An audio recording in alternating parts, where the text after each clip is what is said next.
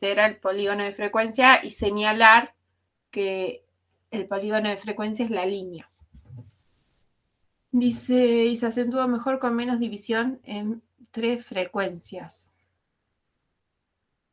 No entendí eso.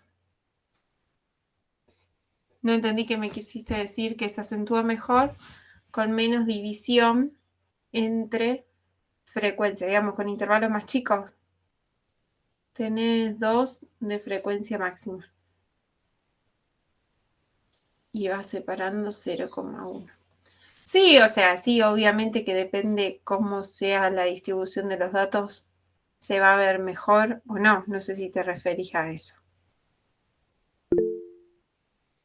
Sí, sí, depende de cómo sean los datos, se va a poder ver mejor o no. Hablando de polígonos de frecuencia y de distribuciones, esperen que ustedes me están viendo a mí, ¿no es cierto? Ahora les comparto.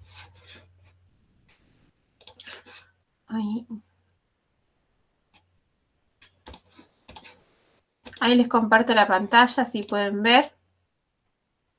Esperen que cargue. No me dio lento de internet. Bien, ahí ven la pantalla. Bien, se ve replicado. Quise abrir acá. No sé si se abrió. Sí, se abrió acá. Bien. Lo que les compartí en la plataforma les subí es esto de formas de distribuciones en estadística, si es simétrica, asimétrica o bimodal. Esto muchas veces se lo decimos en forma oral y bueno, el otro día me di cuenta que no estaba dentro de la teoría, así que la agregué. Esperen que vamos a admitir los que van ingresando. Bien. Entonces, habíamos dicho que la distribución es simétrica cuando yo a partir del centro como que puedo ver el mismo dibujo de un lado o del otro. Y asimétrica es cuando ese dibujo no es el mismo, o sea, existe un sesgo. Y bimodal se llama cuando hay 2 picos. Entonces, por ejemplo, una forma aproximadamente simétrica en un histograma se vería algo así, donde tengo un pico y si yo divido en 2 la pantalla a partir de ese pico, a ver si yo puedo escribir acá. Si yo acá hago una línea, salí medio torcida. Hago una línea y divido en 2, como que de un lado tengo casi el mismo dibujo del otro. ¿Qué pasa? Como yo estoy graficando un histograma, no siempre se da el dibujo tan lindo que se representa tal cual. O sea, a veces es medio subjetiva la mirada si es simétrica o no. Si es muy subjetiva, ustedes pueden poner, a mí me parece, o en mi opinión, es una distribución simétrica, en el caso que se le pregunte qué forma tiene la distribución de esa variable. Si es una distribución simétrica, como el caso de una distribución normal, que vamos a ver más adelante, siempre se dibuja así, como que tiene la forma de una campana. Si tiene una distribución simétrica, el boxplot, si yo hago el boxplot de esa variable, va a tener toda la caja como simétrico. O sea, si yo divido a partir de la mediana, que es esto, el dibujo que me queda de este lado o el que me queda de este lado va a ser prácticamente igual. O sea, las cajitas van a tener el mismo ancho y los bigotes aproximadamente también. En ese caso, la media y la mediana la mediana y la moda, las 3 medidas resúmenes van a coincidir. Ahora, si la distribución es asimétrica, puede que sea a la derecha o a la izquierda. Entonces, esta es una distribución, esta de acá, que en general uno cuando la dibuja teóricamente la dibuja así, es una distribución asimétrica a la derecha. ¿Por qué? Porque la cola, los valores raros, que son los más bajitos, están a la derecha. Entonces, cuando los valores están a la derecha, los valores raros, es asimétrica hacia la derecha. Si yo hago un boxplot, voy a tener que el 50% de los datos van a estar amontonados los valores estos chiquitos y el otro 50% van a estar como más distribuidos. Va a ser, esto refleja esta cola que es más larga. Y acá, bueno, se marcan como fuera de los bigotes, esos puntitos son como valores outliers o extremos, valores raros. Entonces, el dot plot en una distribución asimétrica no va a tener toda la caja perfectamente ordenada, sino que va a estar como estos pedacitos a los valores más chicos de mi variable, estos, van a estar amontonados. ¿Por qué? Porque acá tengo mucha información, que es lo que veo acá, tengo frecuencia alta, tengo mucha información para poquitos valores del eje X, y acá tengo quizás la misma cantidad de observaciones, pero en un rango más amplio de valores. Entonces esto es lo que se ve ahí. Esa es asimétrica a la derecha. Y después puedo tener, cuando es asimétrica a la derecha, la media y la mediana no coinciden, que es lo que vimos en el ejemplo, si uno tiene un valor, en el ejemplo de las notas, si uno tiene un valor extremo, un valor atípico. Ya ahí la media y la mediana deja de coincidir. Bien, si tengo después puedo tener una distribución asimétrica a la izquierda, o sea que tengo poquitos valores y para valores grandes tengo mucha acumulación. Entonces, por ejemplo, las calificaciones de un examen difícil. Entonces, hay muchos alumnos que se sacan buena calificación y hay algunos que se sacan notas más bajas. El box plot va a ser parecido al asimétrico a la derecha, pero acá va a estar muy concentrado en los valores grandes, en los puntajes grandes, y más disperso en los valores más chicos. O sea, va a haber mayor cantidad de valores, la misma cantidad de observaciones de la mitad de la caja que de la otra mitad, pero están más dispersos esos valores, porque tienen menor frecuencia.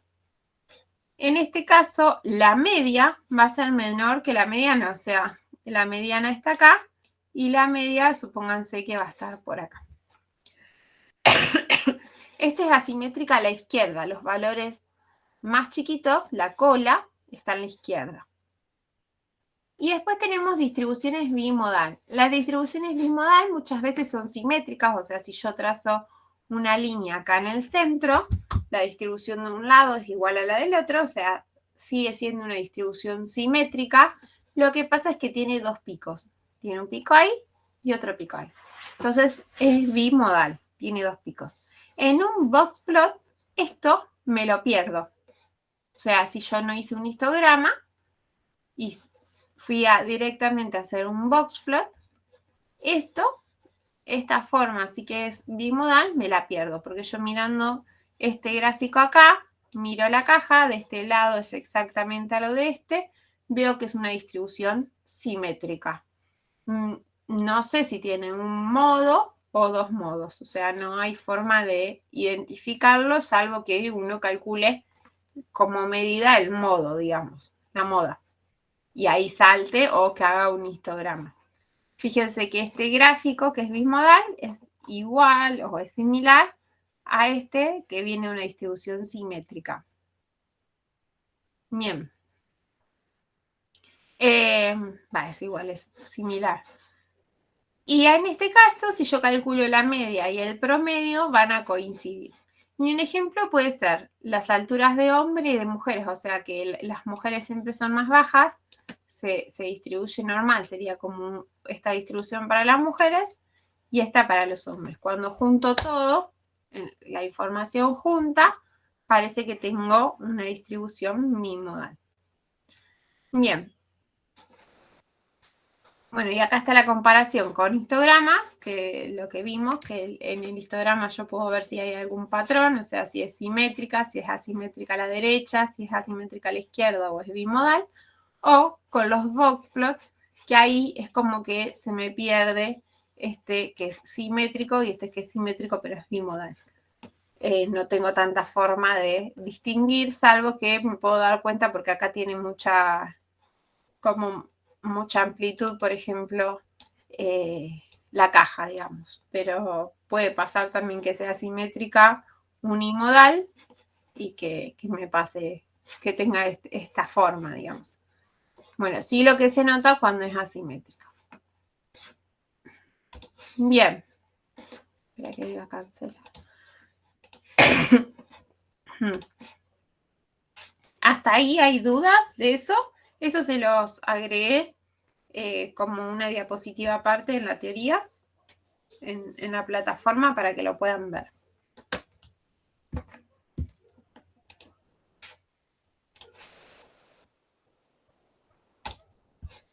Bien. Vamos a, si no hay dudas, si hay alguna duda y yo no llego a leer el chat, alguno que hable y me avisa, porque si no, no los llego a ver. Bueno, empezamos con la unidad 2. La unidad 2, vamos a introducirnos en el mundo de las probabilidades. O sea, vamos a aprender a calcular una probabilidad de ciertos eventos que son básicos, digamos. No es que vamos a hacer modelos ni algo muy avanzado, pero bueno, son las primeras nociones de probabilidad. Nosotros habíamos dicho, en la unidad 1, habíamos visto 2 definiciones de estadística, de qué era la estadística. Entonces, según Freund y Walpole, nos decía que la estadística era la ciencia mediante la cual se obtenían inferencias de datos observados y que abordaba el problema de tomar decisiones en presencia de incertidumbre. Y según Davidian y Lois, decían que es una ciencia de aprender de los datos, de medir, controlar y comunicar el nivel de incertidumbre. Entonces, en muchos casos, en estadística se trabaja o se toma decisiones con un cierto nivel de incertidumbre. ¿Qué quiere decir una incertidumbre? Es algo que yo desconozco, o sea, es un hecho que no sé si va a suceder o no.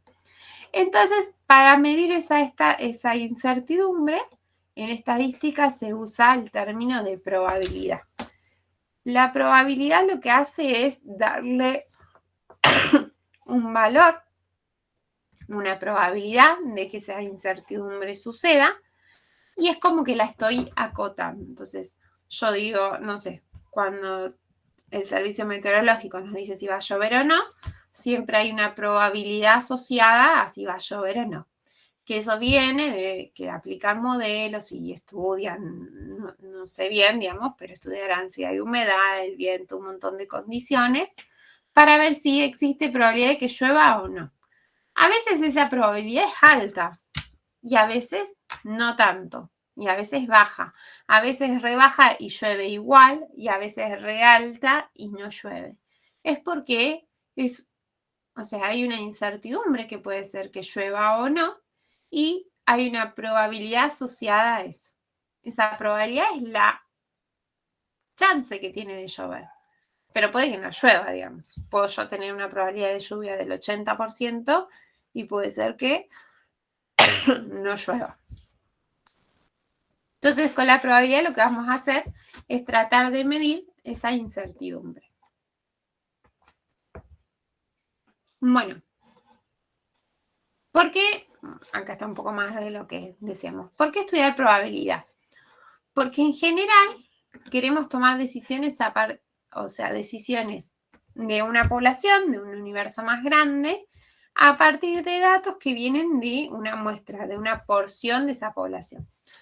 Como yo trabajo con una muestra y no con todos los elementos de mi población, hay información que me voy a estar perdiendo. Entonces, lo que quiero saber cuando yo trabajo con una muestra es qué probabilidad hay de esa pérdida de información por no trabajar con toda la población. Perdón, sigo con la tos. Entonces, por ejemplo, puedo estudiar qué tan probable es obtener un resultado de haber repetido n veces un mismo experimento. Entonces, cuando hablamos de probabilidad, lo vamos a expresar así, como la probabilidad con la P minúscula de un evento A. Entonces, esto quiere decir la probabilidad de A. La probabilidad de A es la cantidad de veces que observamos A en tantas veces que repetimos el experimento.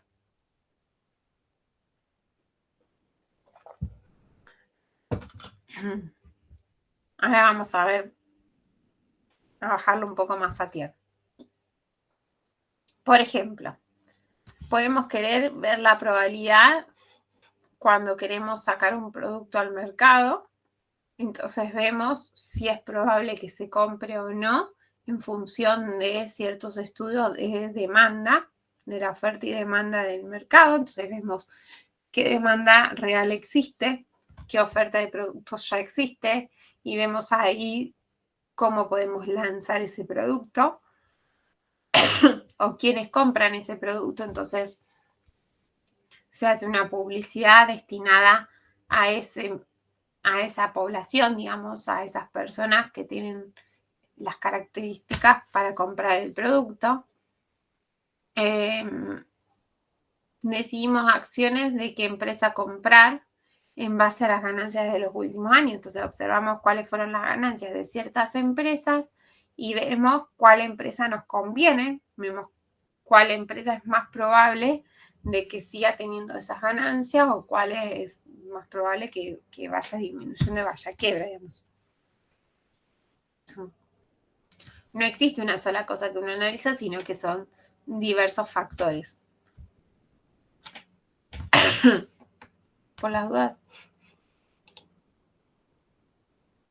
Bien. Quería ver si nadie hablaba nada. Bueno. Entonces, para eso necesitamos primero introducirnos en el mundo de probabilidad. Entonces, la probabilidad... Ay, perdón que me están hablando de otro trabajo. La probabilidad es una medida, o sea, me sirve para medir la incertidumbre de un evento. Y generalmente está medida en un valor que va de 0 a 1, si yo lo mido como una proporción, o si lo expreso en porcentaje va a ser de 0 a 100. Nunca puedo tener una probabilidad, o sea, cuando mi probabilidad es 0, por ejemplo, si existe 0 probabilidad de lluvia, quiere decir que es imposible que hoy llueva, no existen chances de que hoy llueva. Y si la probabilidad es de 1, o expresada en porcentajes del 100%, quiere decir que, bueno, que hoy va a llover, o sea, no me queda otra, me están asegurando de que hoy llueva. Entonces, entre 0 y 1 siempre se va a ubicar la probabilidad. No puede existir una probabilidad de 2 o de 200% de que llueva o del 150% de lluvia. Siempre es un número que va entre 0 y 1. Eso creo que está en algún lado. Más adelante, que es una de las propiedades de probabilidad. Y es importante que recuerden esto, o sea, si ustedes están haciendo un ejercicio y el cálculo de probabilidad no les da y les da que es del 150%, está mal conceptualmente porque no existe una probabilidad que vaya más del 100%. Entonces, ahí hay un error grave que lo consideramos grave cuando lo vemos en parciales y en finales porque hay un error de concepto, digamos, ya de teórico, que ustedes siempre preguntan, ¿y cómo evaluar la teoría? Bueno, esa es una parte teórica. Si ustedes ponen en un ejercicio que la probabilidad le dio de 150, ahí no están sabiendo la teoría de probabilidad, que es un número entre 0 y 1 o entre 0 y 100. Así se evalúan en estadística, digamos, muchas cosas de teoría. Bien, ahora en esta primera parte vamos a hablar mucho de experimento aleatorio. Entonces, un experimento es correr un proceso, digamos, para ver qué resultados nos da. Entonces, uno hace un experimento, corre un proceso para ver qué resultado te da. El proceso ese que hacemos tiene que poder ser repetible y nosotros a priori sí sabemos qué resultados nos puede dar, pero no sabemos con qué probabilidad sucede cada uno de esos resultados. Entonces, por ejemplo, si yo lanzo un dado de juego, que tiene los números 1, 2, 3 hasta el 6, del 1 al 6, yo sé que si lanzo el dado, puedo obtener el puntaje 1, 2, 3, 4, 5 o 6. Pero cuando lo lanzo, no sé qué resultado voy a obtener hasta que no termina de caer. Ahí estamos. Hola, Leandro. Ahí estamos, seguimos. Ahí.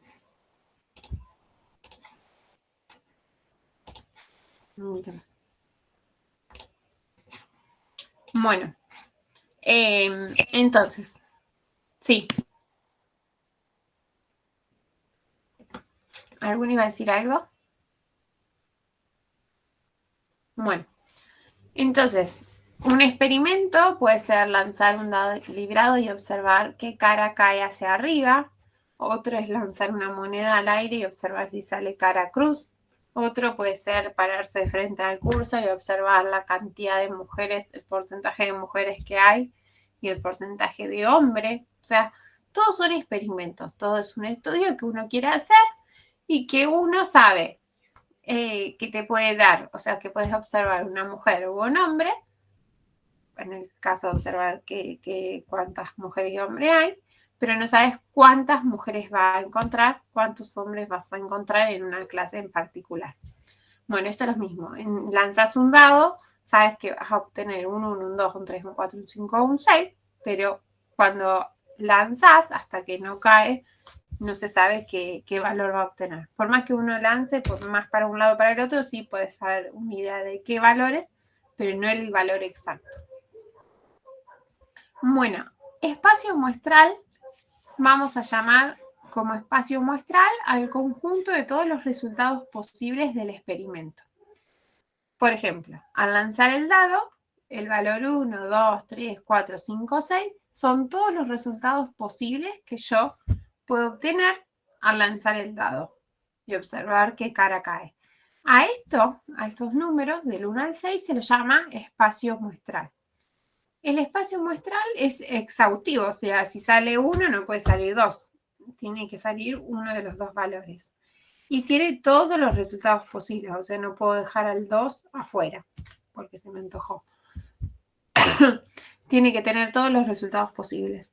Es importante siempre definir bien el espacio muestral de un experimento, porque de ahí va a depender también la probabilidad que esté asociada. No es lo mismo decir que al lanzar un dado yo puedo obtener 3 valores posibles que decir que voy a poder obtener 6 valores posibles.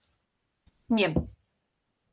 Después tenemos que definir qué es un evento simple o suceso, que es cada uno de esos resultados posibles del experimento. O sea, si yo lanzo el dado y observo, no sé, un valor que sale el 2, ese 2 es un evento simple o suceso, es uno de los resultados posibles. Cuando es un evento simple, yo voy a analizar un evento posible. Si es un evento compuesto, puedo querer analizar si sale en el dado un número mayor a, no sé, 5. Los eventos también son excluyentes, es decir, que no pueden ocurrir de manera simultánea. O sea, si voy a estar, por ejemplo, un evento simple al lanzar el dado es observar el valor 4. Es algo que yo quiero estudiar. Entonces quiero ver si yo lanzo el dado, qué probabilidad hay, por ejemplo, de que suceda el evento de observar el valor 4.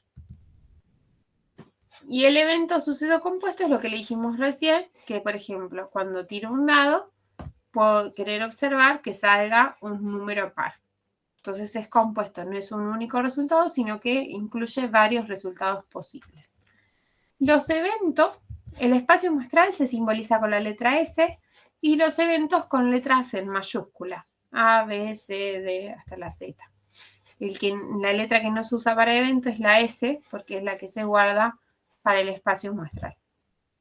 ¿De esto dieron algo en la secundaria o no? ¿Alguno? Eso se ve en álgebra. En álgebra, bien. Alguna idea, digamos, tenían que...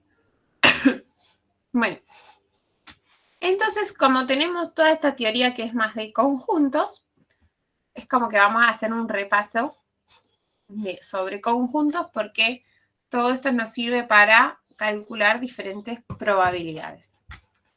Bueno, un conjunto es un grupo de elementos que tienen una característica en común. Entonces, en álgebra habrán visto que existe esto que se llama diagrama de Venn, en donde yo puedo expresar o simbolizar varios conjuntos. El diagrama, la caja en su totalidad, no me acuerdo si estaba, me parece que no, tan detallado. La caja en su totalidad del rectángulo es el espacio muestral, o sea, todos los resultados posibles que pueden suceder, y con círculos se simbolizan los eventos. Entonces puedo tener la unión del conjunto A y B, que sería como pintar el área de A y el área de B a la vez. La intersección de dos conjuntos, o puedo pintar solamente lo que intersecta entre los dos conjuntos, A y B, lo que existe a la vez, digamos, de manera simultánea. La diferencia de dos conjuntos, o sea, si hago el conjunto A, ven que yo acá tenía el lapicito. Por ejemplo, si hago el conjunto A en su totalidad menos B, quiere decir que pinto todo el A, pero le tengo que restar lo que está en B. Esa es diferencia de conjuntos. Y el complemento de B es, no agarro B, sino que agarro todo lo que está afuera. Eso es el complemento de B, en este caso. Entonces, por ejemplo, un experimento puede ser tirar un dado de nuevo y observar el número obtenido. Los eventos simples que queremos estudiar es el 3, que salga 3 o que salga el 5. El espacio muestral va a ser, yo tiro un dado, puedo observar 1, 2, 3, 4 o 5. Entonces esto es un evento simple. Y a partir de esto vamos a ver ahora en un par de diapositivas que yo puedo estudiar la probabilidad de este evento simple, de que salga 3 o la probabilidad de que salga 5. Bien, otro ejemplo de experimento. Un experimento puede ser arrojar 2 dados. Tengo 2 dados y los arrojo a la vez. Y tengo que observar cuál es la suma que resulta de los 2 dados. Entonces, un evento simple puede ser que observo 4 y observo 11. Mi espacio muestral ahora, al ser los 2 dados, los resultados posibles, como el resultado posible es la suma de los 2 dados, entonces los resultados que voy a tener es, si el dado 1 tiene el valor 1 y el dado 2 tiene el valor 1, un resultado posible que resulta de esa suma va a ser el 2. Y así sucesivamente, o sea, si tengo 1 y 2 va a ser 3. 1 y 5 va a ser 6. Y así puedo ver diferentes resultados posibles según el valor que tenga el dado 1 y según el valor que tenga el dado 2. Acá es muy importante esto, al ser 2 dados, yo puedo obtener un resultado que sea, por ejemplo, del dado 1 observar el valor 1 y del dado 2 observar el valor 4. Pero otro resultado distinto es que del dado 1 tengo el valor 4 y del dado 2 el valor 1. Parece lo mismo, pero es como de diferente dado.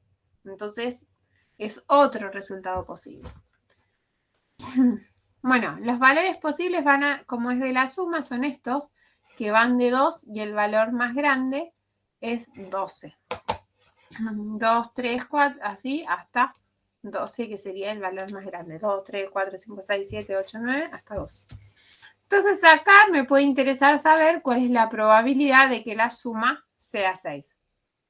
Entonces, para calcular la probabilidad de que la suma sea 6, bueno, no está hecho. Lo que tengo que hacer es la probabilidad de que la suma, o sea, lo que quiero calcular es la probabilidad de que la suma, a ver si puedo deshacer, no. Esperen que, ahí está. No estoy tan amigada de que la suma sea 6. ¿En cuántos casos la suma es 6? En los que están resaltados. En 1, 2, 3, 4, en 5. En 5 casos, esa suma es 6. ¿De cuántos casos en total que tengo? En total tendría que contar todas las filas. 1, 2, 3, 4, 5, 6, 7, 8, 9, 10. En total tengo 36. Ya vamos a ver cómo se puede calcular eso. Pero en total tengo 36 como renglones, 36 resultados posibles, opciones posibles, y voy a observar 6 en 5. Entonces la probabilidad de que la suma sea 6 va a ser, la puedo calcular haciendo 5 sobre 36. Bien. Entonces, lo que me interesa a mí es estudiar la probabilidad. En este caso vamos a aprender cómo calcular la probabilidad de un evento. Por ejemplo, la probabilidad de que salga 3 si tiro un dado, la probabilidad de obtener una carta de oro al sacar una carta de un mazo, la probabilidad de que salga un número par al tirar un dado, la probabilidad de que una alumna mujer sea seleccionada. Para calcular esas probabilidades, que es medio lo que vimos recién, cuando yo tengo eventos simples que todos tienen la misma probabilidad de suceder, o sea, si yo tiro un dado que está equilibrado, el dado puede caer en cualquiera de sus caras. Entonces, todos los resultados que tenga el dado son posibles o igualmente probables de suceder. Si yo, en cambio, al dado le pego algo que le haga peso en una de las caras, me va a pasar como el pan con dulce. Vieron que cuando se me cae un pan con dulce siempre cae el dulce para abajo porque le hace peso. Entonces, si yo a un dado le pego en una de las caras algo que le haga peso, le pego una plastilina que le haga peso y tiro el dado, seguramente eso va a tirar más para abajo. No quiere decir que siempre caiga para abajo, pero sí va a ser más peso. Entonces, ahí ya no van a ser eventos igualmente probables. Si yo no le pongo nada, todos los eventos son iguales de probables de suceder. Por eso, esto también sucede cuando yo saco una muestra aleatoria, o sea, selecciono al azar a personas para participar de un estudio. Todos los eventos tienen la misma probabilidad, todas las personas tienen la misma probabilidad de ser seleccionadas. Bien. Entonces, si tengo eventos igualmente probables, la probabilidad de un evento que yo quiera estudiar la voy a calcular como la cantidad de resultados posibles en los que ocurre ese evento A sobre la cantidad de resultados posibles que existan. No en donde se vio que sucedió A, sino en total. Y esto es para calcular la probabilidad de que suceda A. Por ejemplo, en el caso, a ver si sigue acá.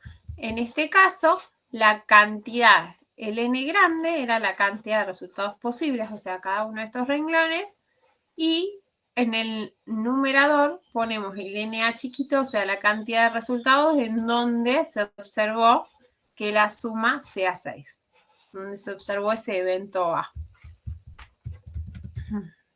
Bien. ¿Hasta ahí bien? ¿Alguno que conteste? Sí. Bien. Sí. Porque acá no le veo la cara a ninguno, así que no sé si están perdidos o no. ¿Qué pasa? Cuando hablamos de probabilidad, esa probabilidad tiene que cumplir ciertos requisitos, ciertos axiomas.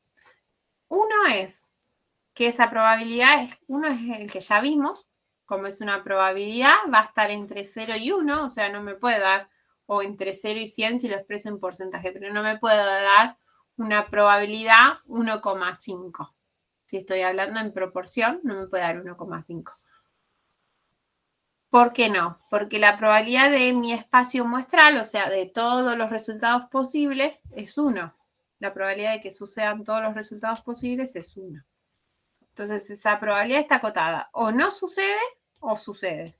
O sea, va a ser 0 cuando es improbable que suceda y va a ser 1 cuando yo tengo la certeza de que sí sucede. No puede ser 1,5 porque ya ahí es como que me pasé de la certeza, digamos. Bien. Y después, si yo tengo A y B, que son dos eventos mutuamente excluyentes, la probabilidad de A unión B es igual a la suma de sus probabilidades. Que lo vamos a ver ahí más adelante. En la otra, digamos, si yo tengo, ¿qué quiere decir que son mutuamente excluyentes? Que el evento A no tiene nada que ver con B. O sea, no comparten nada en común. Eso es que sean excluyentes. O sea, lo que es el evento A, si sucede A, no puede suceder B. Si, no sé, ahora no se me ocurre, así como excluyentes. Por ejemplo, si uno es de sexo femenino, no va a ser masculino. O sea, si biológicamente es de sexo femenino, va a ser femenino. Si es masculino, va a ser masculino. En cambio, si yo hablo de carreras que estudian, por ejemplo, puedo agarrar un alumno que sea de económicas y también sea de las carreras de informática, que esté haciendo 2 carreras a la par. En este caso, si los eventos son mutuamente excluyentes, quiere decir que si sucede uno, no puede suceder otro. Entonces, cuando calculo A unión B, que quiero A y quiero todo B, lo que tengo que hacer es la suma de A más la de B. De ahí, de esos axiomas de probabilidad, sale que si yo quiero calcular el complemento de A, o sea, yo sé la probabilidad de A y quiero saber cuánto vale el complemento, o sea, la zona punteada, lo que tengo que hacer es hacer 1, que sería la probabilidad del espacio muestral, menos la probabilidad de A. Y ahí ya sé cuál es la probabilidad del complemento. Si después yo tengo 2 eventos A y B que no son mutuamente excluyentes, por ejemplo, que el alumno estudie contador y estudie sistemas. Entonces, no es excluyente, o sea, el alumno puede estar estudiando los 2 a la vez, puede haber alumnos que estén acá, que estén estudiando contador y están estudiando sistema. Entonces, puede haber alumnos en esta zona, en esa zona de ahí. Entonces, cuando los 2 eventos no son mutuamente excluyentes, si yo quiero calcular la probabilidad de A unión B, o sea, tengo que hacer la suma de A, que estoy sumando esto, más la suma de B, pero fíjense que esto que está acá, que es la intersección, lo estoy sumando 2 veces. Entonces, sí o sí se lo tengo que restar. Porque si no lo sumé cuando lo sumé en A y lo sumé cuando lo sumé en B. Bien. De nuevo, si tengo 3 sucesos A, B y C que son mutuamente excluyentes, o sea que no se intersectan entre ellos, si quiero calcular la unión, la probabilidad de la unión de A, B y C, lo puedo hacer sumando sus probabilidades individuales. En cambio, si no son excluyentes, o sea que existe una zona de intersección entre ellos, para calcular A unión B más unión C, tengo que aplicar estas fórmulas. Todas estas fórmulas ustedes se las pueden copiar en una hoja o pueden llevar estas diapositivas, no hay problema, para los parciales o para el final. Y si surgen otras fórmulas en las clases de práctica, surgen otros ejercicios, porque yo parto de otras probabilidades y quiero calcular, no sé, la probabilidad de A, y a veces surgen otras fórmulas, también se las pueden anotar, no hay problema. Bien, hasta ahí es un poco esto de probabilidad y teoría de conjuntos. Seguimos igual en lo mismo de probabilidad y acá un poco de cuando yo tengo que calcular una probabilidad y tengo que saber esto de cuántos casos posibles tengo, cuál es mi n y cuál es mi NA, que era como lo que les dije de contar las filas en el caso de tirar los 2 dados y sumar, cómo contar esas filas de manera más rápida y no tener que escribir todo. Entonces, ahí tengo diferentes, se llaman operaciones de conteo, y es saber calcular esa cantidad de opciones posibles.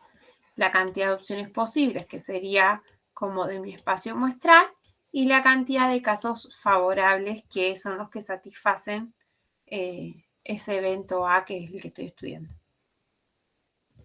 Una de las opciones, o sea, siempre depende de cómo esté redactado el ejercicio.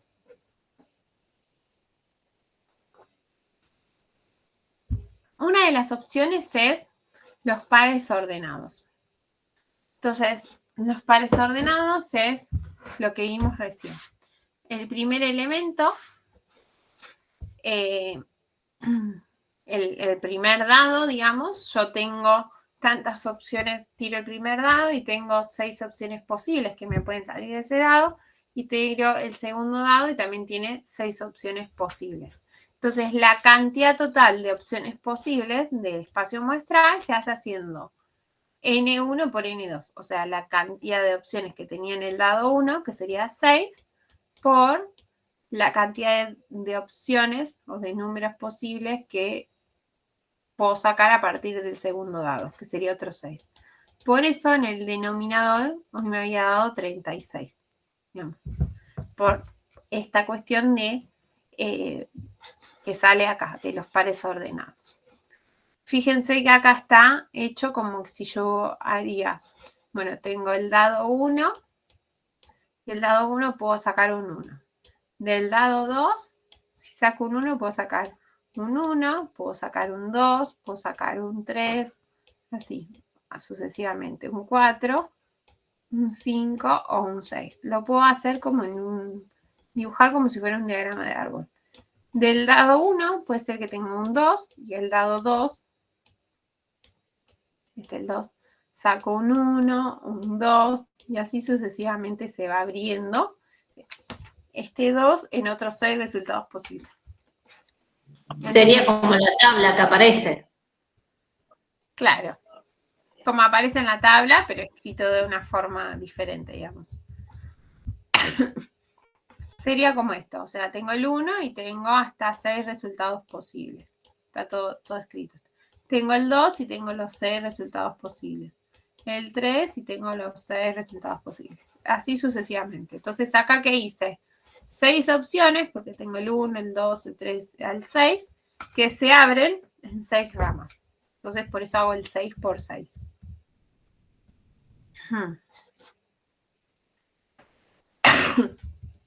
Bueno, otra de las opciones es calcular, o sea, no todo se puede aplicar siempre, pero otra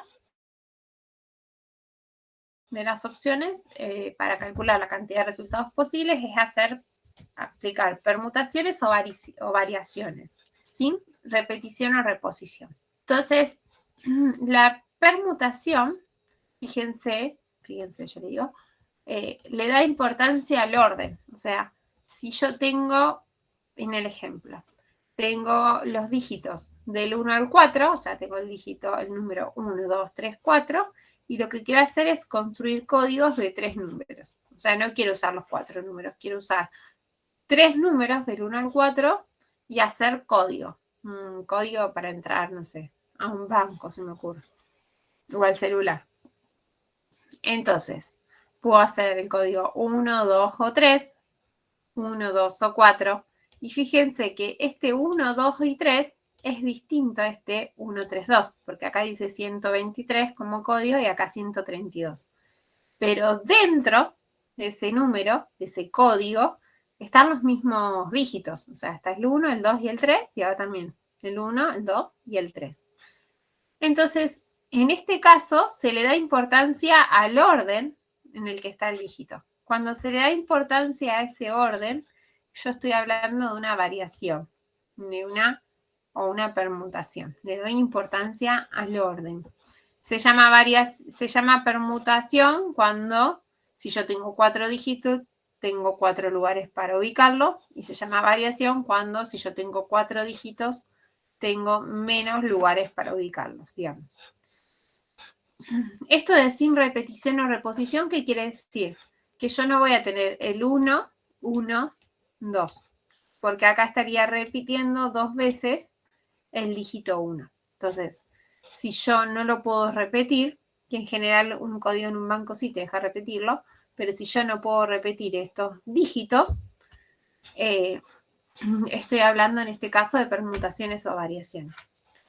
Para calcularlo, voy a hacer n factorial dividido, o sea, n, la cantidad de dígitos totales que tengo, que sería 4, 4 factorial dividido n, que es 4, menos k, que son los lugares donde tengo para ubicarlos. O sea, tengo para construir números de 3 dígitos. Entonces es 3 la cantidad de lugares.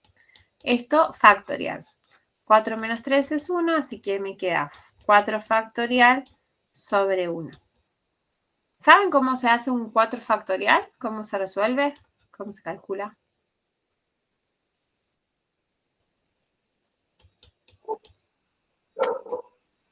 Sí.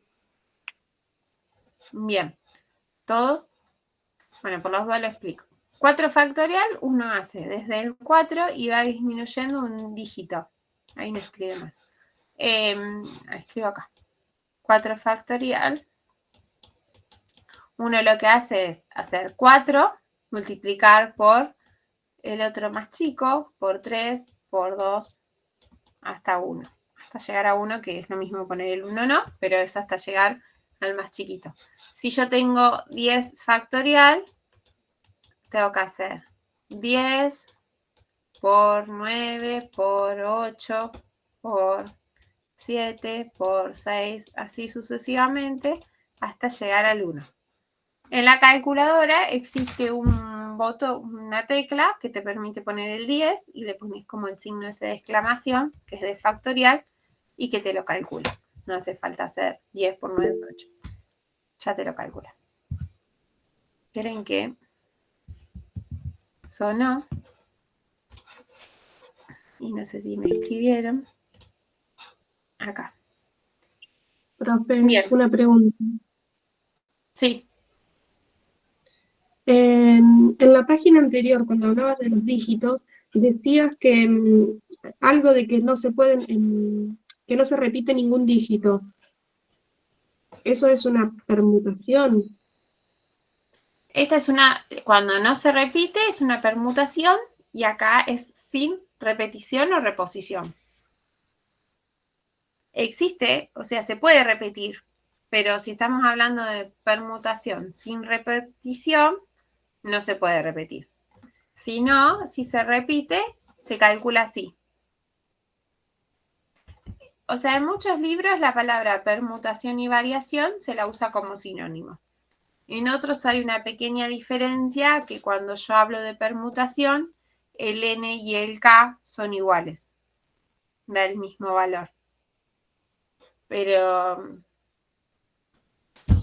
pueden usar la misma fórmula, digamos, porque por más que sea igual, te va a dar lo mismo, digamos, al usar esta fórmula. Pero yo tengo dos formas de calcular permutaciones, que ahora vamos a ver. Yo tengo permutaciones sin repetición o reposición, en donde yo no puedo repetir el 1 más de una vez.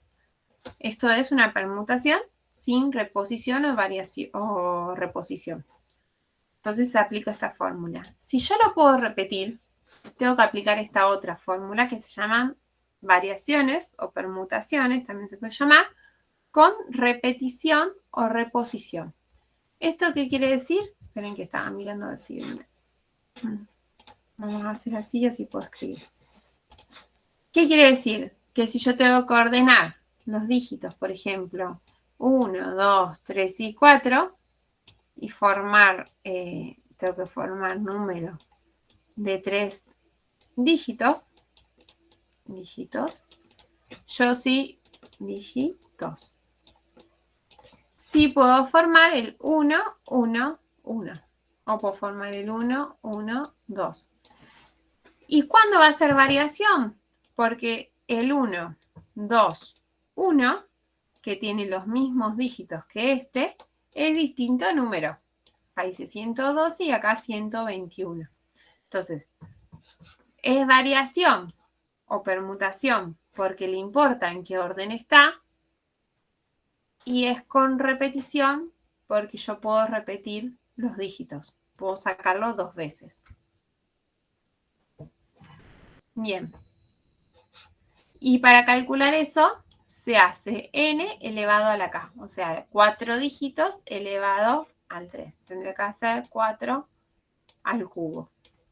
Para calcular la cantidad de dígitos que puedo encontrar haciendo con estos 4 dígitos, formando números de 3. Sería, no sé cuánto es 4. A ver. 74. 74. Y fíjense que antes, sin reposición, sin repetirlos, podía formar 24 números distintos. O sea, al repetirlos, es lógico que pueda formar muchos números más. Claro, entonces se llaman igual, pero depende del objetivo. Y va a cambiar la fórmula, Claro. usamos uno. Sí. Sí, las dos son variaciones. ¿Por qué es variación? Porque le importa en qué orden está. Este número no es el mismo que este. Ahora vamos a ver otra opción, que son las combinaciones. Las combinaciones se dan sin reposición. O sea, nosotros existe con reposición. Nosotros siempre vamos a ver las que son sin repetición o sin reposición. Una combinación es cuando a mí no me importa en qué orden está. En el caso del dígito, por ejemplo, 1, 2, 3, era diferente de número que el 3, 2, 1, porque era diferente dígito. Ahora, supónganse que yo siempre doy el ejemplo para que se ubiquen esta diferencia, que tengo 3 premios. Entonces tengo como primer premio son, no sé, 10. Eran bajitos mis premios, pero bueno, era para el premio. El primer premio son 10.000 pesos, el segundo son 10.000 y el tercero son 10.000. O sea, cualquier premio que saques, te vas a ganar 10.000 pesos.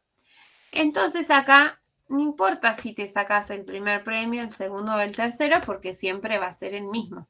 O sea, no sé, si Roberto se ganó el primer premio, saca 10.000. Si Roberto, en vez de ganarse el primero, se ganó el tercer premio, también saca 10.000. Entonces, no importa en qué orden esté, porque va a ganar la misma plata.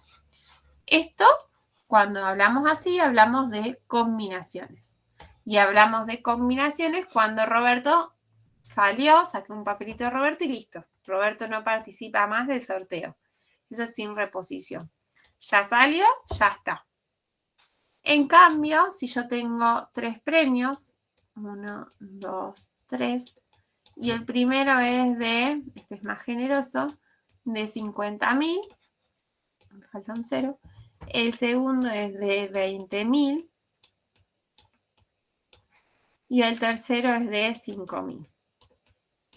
Entonces, en este caso sí importa si Roberto sacó el primer premio o el tercero, porque se va a llevar distinta plata a su casa. Si gana el primer premio, se gana 50.000. Si gana el tercero, se gana 5.000. En este caso sí importa en qué orden lo saco, qué premio va a sacar. Entonces, en este caso hablamos de variaciones. Variaciones. Si yo a Roberto,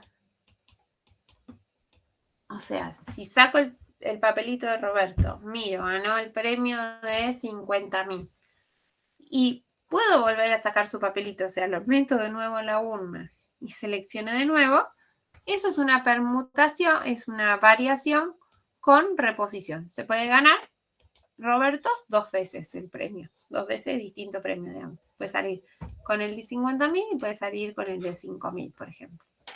¿Se entendió hasta ahí? Sí. Bien. La fórmula para combinaciones a borrar un poco que ya no veo lo que escribí en la diapositiva.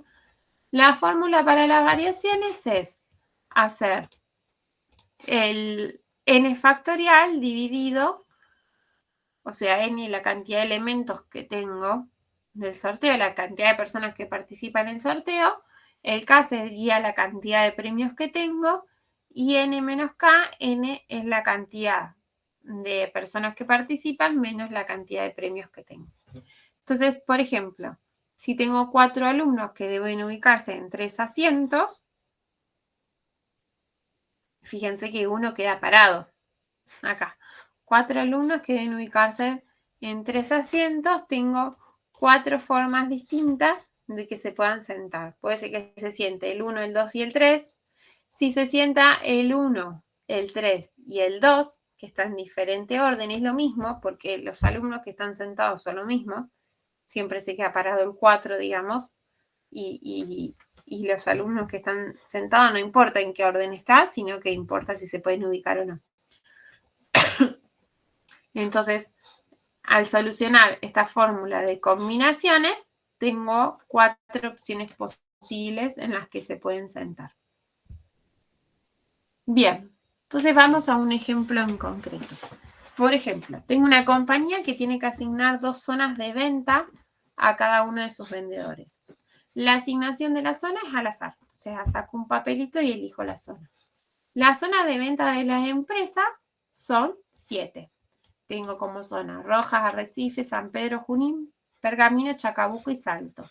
7 zonas.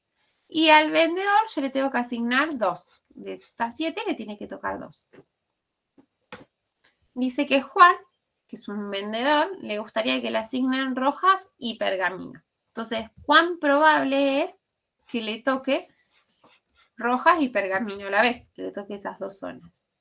Para calcular la probabilidad tenemos que ver qué opciones posibles existen. Entonces, lo que hacemos es ver qué opciones posibles tiene de zonas de venta. Por ejemplo, puede ser que le toque Rojas y Arrecife, Rojas y San Pedro, Rojas y Junín. Acá, ¿importa el orden? O sea, si yo tengo, me asignan la zona Rojas, Arrecifes y Arrecifes, digo así, Rojas. ¿Es lo mismo o es distinto?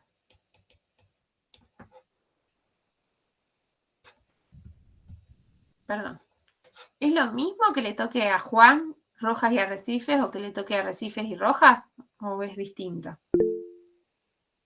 Es lo mismo. Es lo mismo. Es lo porque mismo. tiene que ir a vender a Rojas y a Arrecife, no importa cuál va primero y a cuál va segundo, es lo mismo. Bien. Entonces acá no me importa el orden. Y es ilógico que al mismo vendedor le toque Arrecifes, o sea, no le va a tocar 2 zonas y que las 2 zonas sean la misma, porque no tiene lógica, digamos, para el ejemplo, para la venta, porque ahí le estaría tocando una zona. Entonces esto no se puede dar y esto es igual, vamos a poner, no sé qué quise poner con la cruz. Arrecifes de Rojas es lo mismo que Rojas y Arrecife. Entonces, ¿cómo? No puedo repetir y no me importa el orden, puedo calcular todos estos resultados posibles para ver qué cantidad de resultados posibles a través de combinaciones. ¿Qué voy a combinar? Tengo 7 zonas y las que voy a seleccionar son 2. Entonces voy a hacer la combinación de 7 en 2. Hago 7 factorial sobre 2 factorial por 7 menos 2. Aplico la fórmula.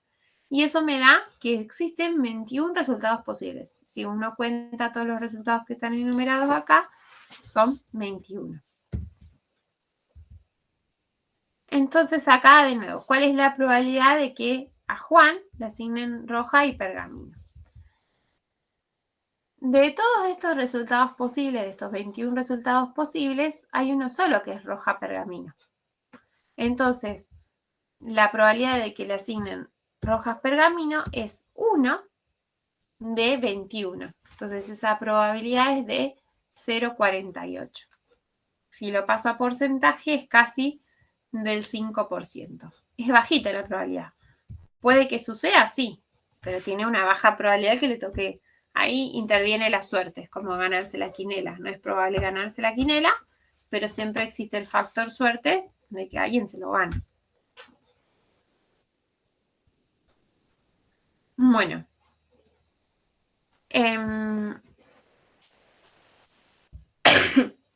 ¿Cómo vienen?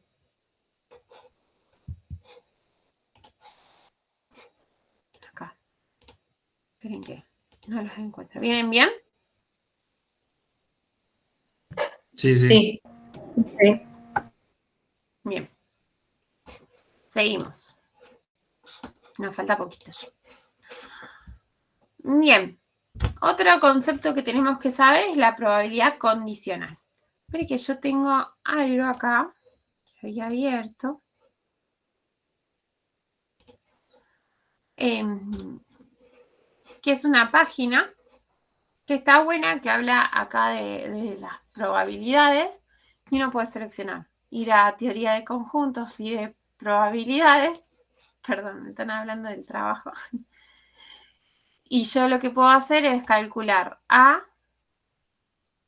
intersección C, me lo explica, me lo pone acá abajo y pongo aplicar. Y acá me muestra que A es el naranja, C es el azul, y a intersección C estaría hablando de eso. Bueno, está bueno, me gustó porque estaba bueno. La teoría de conteo, si yo quiero hacer permutaciones, como lo dibujo en un diagrama de árbol. Si quiero hacer combinaciones, cómo se dibujan esas opciones posibles en un diagrama de árbol. Acá puedo seleccionar si tengo A y B nomás, que quiero combinar, o permutar, por ejemplo. No es lo mismo A, B que B, A. Si quiero combinar, sí es lo mismo. O 3 o 4. Y acá abajo, no me acuerdo. ¿Podés compartir mi página? ¿No estoy compartiendo? Sí, sí, la estabas compartiendo, pero para que nosotros podamos entrar más tarde.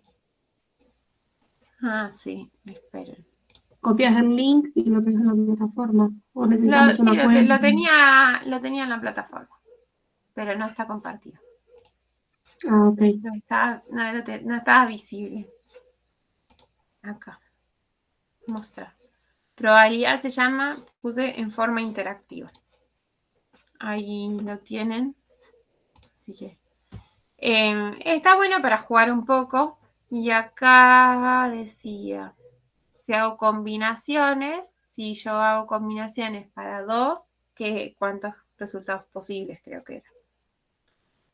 Después, esto está bueno para probabilidad condicional.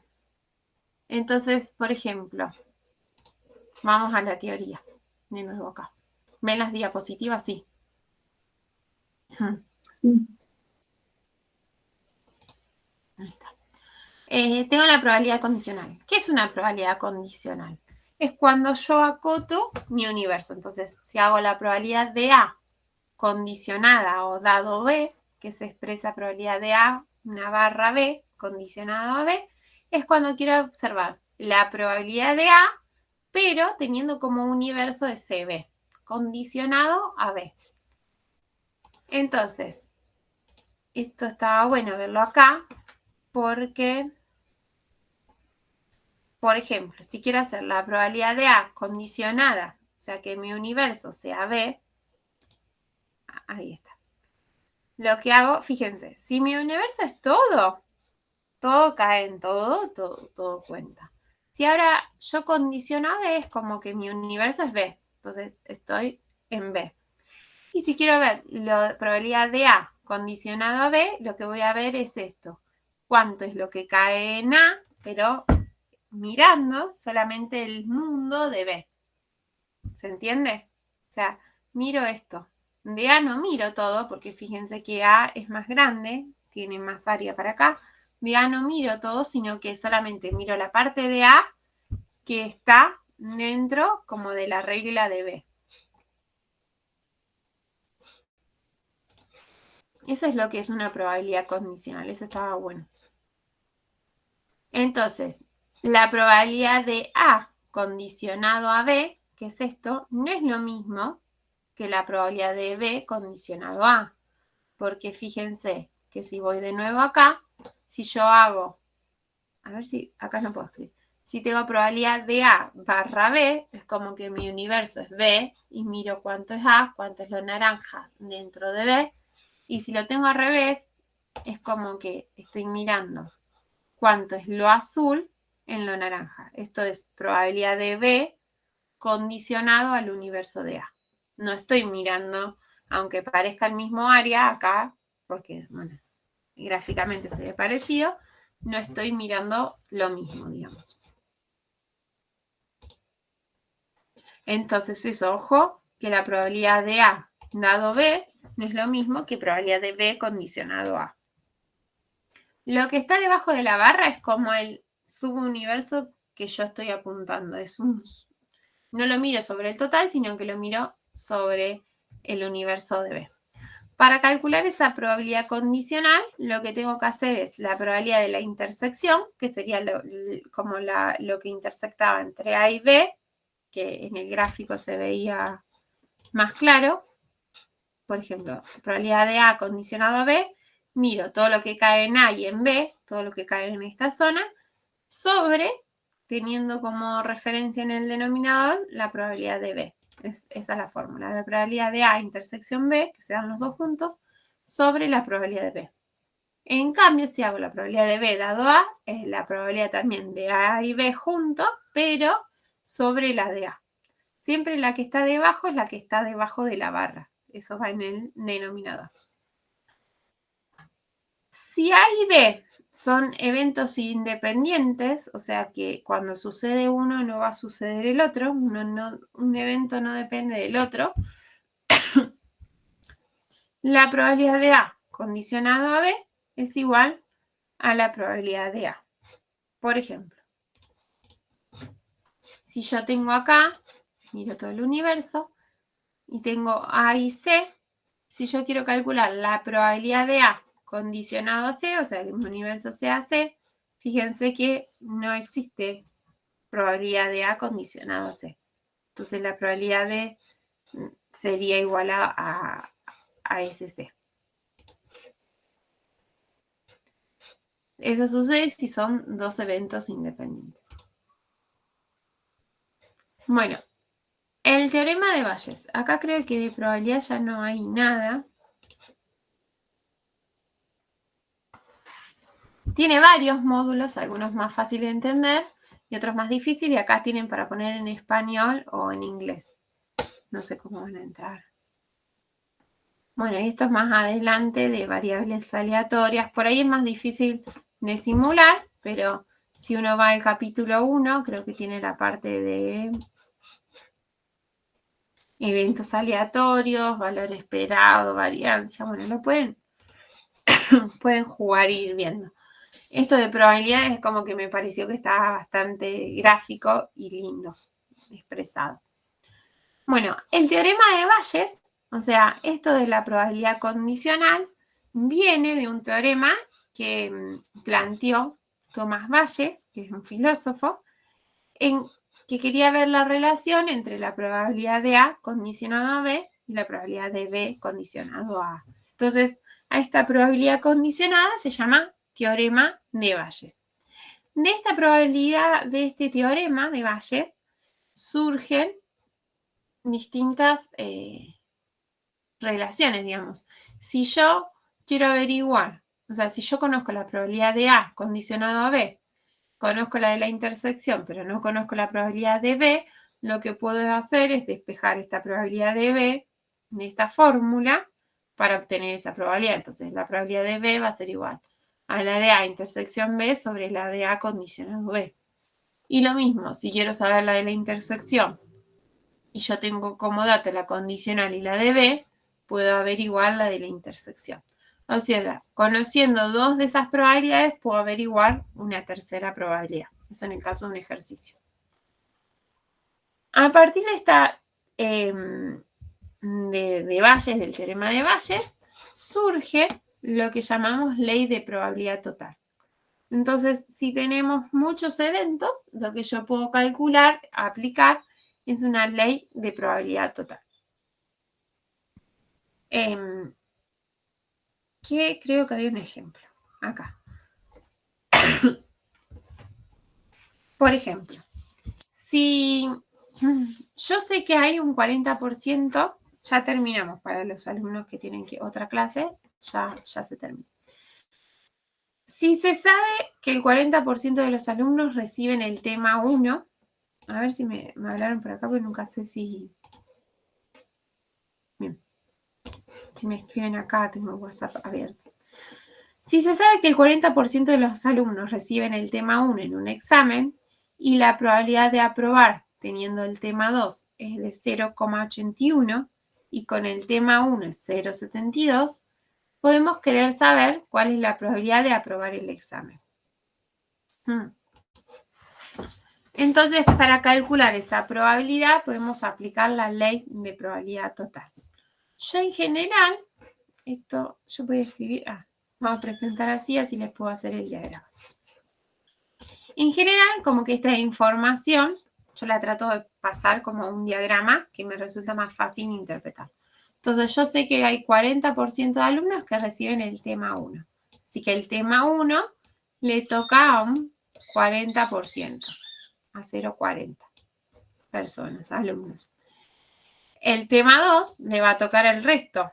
El resto sería el 0,60. Acá ya aplicamos el cálculo de una probabilidad de un complemento, digamos. Sabemos esto, en total tienen tema 1 y tema 2, en total tienen que sumar 1. Entonces el tema 1 le toca al 40%, el tema 2 al 60%. Y la probabilidad de aprobar teniendo el tema 2, o sea, si tengo el tema 2, puedo aprobar. La probabilidad de aprobar teniendo el tema 2 es de 0,81. O sea, que si yo tengo el tema 2, puede aprobar el 81%. Y el 81% de este 60%, de los que tienen el tema 2. Y no van a aprobar, aquí vamos a poner desaprobado, que es más fácil y me va a entrar. Y van a reprobar el 0,19, si no me equivoco. Después me dice, y la probabilidad de aprobar teniendo el tema 2 es de 0,81. Y con el tema 1 es de 0,72. O sea, los que tienen el tema 1 van a aprobar el 0,72 y van a reprobar el 0,28. Entonces, tengo T1, es la que te toque el tema 1 en el examen, T2 que te tome el tema 2 y la A es la probabilidad de aprobar. Y quiero saber cuál es la probabilidad de aprobar, no importa qué tema te tocó, yo lo que quiero saber es cuál es la probabilidad de aprobar. Uno puede aprobar, o sea, ¿cuál es la probabilidad de aprobar? Esto, uno puede aprobar teniendo el tema 2 o uno puede aprobar teniendo acá el tema 1. Entonces, para calcular esta probabilidad total de aprobar, puedo hacer la probabilidad de aprobar teniendo el tema 1, o sea, 0,72 del 40%, más, que en definitiva es esto, hacer esta cuenta, no, perdón, es hacer esta cuenta de acá, más la probabilidad de aprobar teniendo el tema 2, más esto. Cuando yo aplico toda esta fórmula, que multiplico 0,40 por 72, 0,60 por 0,81, esta fórmula es la que se llama ley de probabilidad total. Para calcular una probabilidad total, tengo que multiplicar una probabilidad condicional por su probabilidad total. ¿Por qué condicional? Porque este 0,81, por ejemplo, el 0,81, ¿qué es? Es la probabilidad de aprobar, pero no para todos los alumnos, que tienen los alumnos que les tocó el tema 2. Entonces es una probabilidad condicional. ¿Se entiende? Con la práctica igual estas cosas como que la van a ir ejercitando y captando un poco más. Bueno, otra cosa que dijimos es los eventos independientes, que ya hablamos que A y B podían ser dos eventos independientes. Hablamos acá en probabilidad condicional, acá. Si A y B son independientes, la probabilidad de A condicionado a B es igual a la probabilidad de A. Hay otra regla, otra fórmula que me dice que si yo tengo dos eventos A y B, que si A y B son independientes, la probabilidad de A intersección B es igual a la multiplicación de la probabilidad de A separada por la probabilidad de las probabilidades marginales, las probabilidades por separado, a esa multiplicación. Esta fórmula solo la puedo aplicar si yo sé... Ay, se me fue. Esta fórmula solo la puedo aplicar si yo sé que A y B es independiente. Si en el ejercicio no me dice que A y B es independientes, yo no puedo aplicar esta fórmula. Porque si hay una relación entre A y B, esta relación no se da. O sea, este igual no se da. Da distinto. Entonces, solo puedo aplicar esa fórmula si yo sé que son independientes. Y si yo quiero averiguar si son independientes o no A y B, lo que puedo hacer es, por un lado, ver cómo da la probabilidad conjunta y por el otro, hacer la probabilidad de A por la de B. Si se da esa igualdad, yo estoy averiguando que son independientes. Bien, cuando yo estoy calculando probabilidades, puedo aplicar. O sea, puedo dibujar mis datos a través de un diagrama de Venn, a través de diagramas de árbol o tablas de contingencia. Más o menos ya fuimos viendo, pero el diagrama de Venn, acá estaba. El diagrama de Venn es cuando yo pongo el rectángulo, que todo el rectángulo es como dibujar mi espacio muestral. Dentro de ese espacio muestral dibujo los eventos. Si estos se superponen, digamos, si se tocan, tienen área en común, quiere decir que hay una intersección entre ambos. Si no se tocan, quiere decir que A y B son excluyentes. El diagrama de árbol es como que me va a servir cuando tengo como diferentes momentos de mediciones. O sea, me puede servir en distintos. Recién también usamos el diagrama de árbol para lo de la nota, en diferentes casos.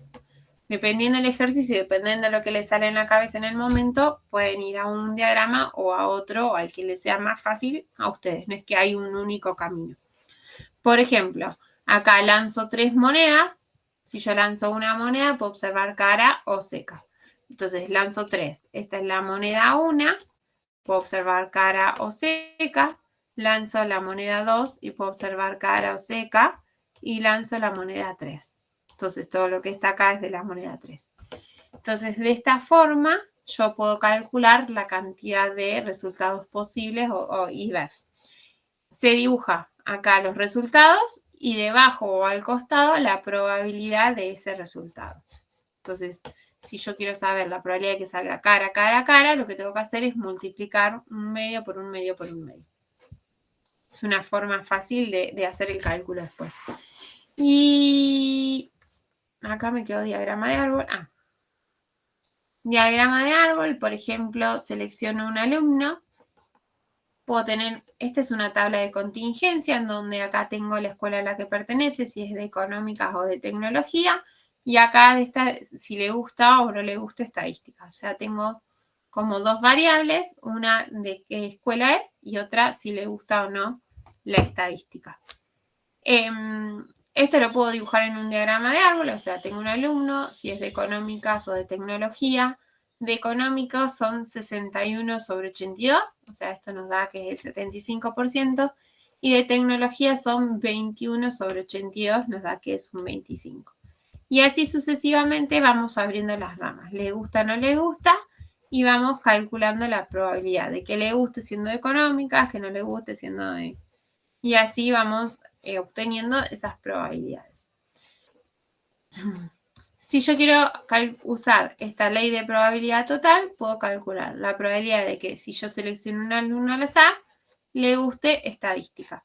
Entonces, en todo este gráfico, la probabilidad de que seleccione un alumno al azar y le guste estadística, no importa ni qué carrera es como el fin de toda esta rama sería y el fin de toda esta rama. Son los que le dice me gusta estadística. Entonces, la probabilidad de que le guste estadística, lo que tengo que hacer es multiplicar este 75 por 32 y sumarle lo que me da acá. 25 por 19 sobre 21. Y eso me da 0,47. O sea que hay un 47% de los alumnos a los que les gusta estadística. Y acá estoy aplicando la ley de probabilidad total a través de un diagrama de árbol. Y después tengo las tablas de contingencia, que es lo que vimos recién. Tengo una tabla en donde acá en las filas voy a tener, por ejemplo, si aprobó, acá dice, así al estudiante se le pregunta si aprobaron estadística y si le gustan los autos. Entonces se le pregunta, ¿aprobó estadística, sí o no? Y si le gustan los autos, sí o no. Esto me permite ver si hay relación entre esas variables también a estudiarlo de esta forma. Entonces, acá tengo el total. Este total 40 es si le gustan los autos de carrera, sí. Hay 40 de los 100 que le gustan los autos de carrera. Son totales de las columnas y los totales de las filas. Y cada valor de estos son frecuencias. Tengo en total 100 alumnos. Esto lo puedo, a la tabla de contingencia la puedo expresar así, en donde tengo las frecuencias absolutas, o puedo escribir las frecuencias relativas, en donde la suma de todo de esto rojo, de estas probabilidades conjuntas, me va a dar 1. Y en los totales tengo como lo que fueran probabilidades marginales. Se llaman marginales. Esta es la probabilidad de si aprobó o no estadística, si existe el 80%, que no el 20%. Y así, lo mismo, ¿te gusta un auto de carrera? Sí, son 40%, que no el 60%. Bueno, a partir de esta tabla yo puedo calcular diversas probabilidades. Por ejemplo, la probabilidad de seleccionar un estudiante al azar y que éste haya aprobado estadística. Y a la vez, este I me implica una intersección que sucede a la vez, le gusten los autos. Entonces tengo que mirar de todos los alumnos, todo sobre el total de los alumnos, aquel que haya aprobado estadística, o sea, de los que aprobaron estadística, y a la vez le gusten los autos. Sí le gusten los autos. La intersección se da en es 28 de los 100.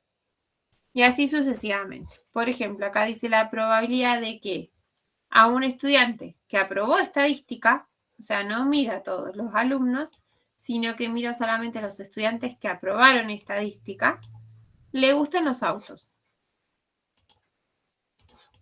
Esperen, que vamos a borrar. Entonces acá sería, no miro a todos, sino que me paro a aquel que aprobó estadística, solamente voy a mirar estos 80 alumnos que sí aprobaron estadística y veo cuántos le gustan los autos. Hay a 28 que le gustan los autos, o sea, hago 28 de 80, vea que hay un 35% de alumnos que aprobaron estadística que le gustan los autos. ¿Se entendió? ¿Están ahí? Sí. ¿Dudas? ¿Alguno tiene alguna duda? No, por ahora no. Bueno, sí, las dudas surgen igual cuando hacen el ejercicio, así que vamos a poner que completamos la teoría. Bueno, mañana que tienen práctica, ahí ya seguramente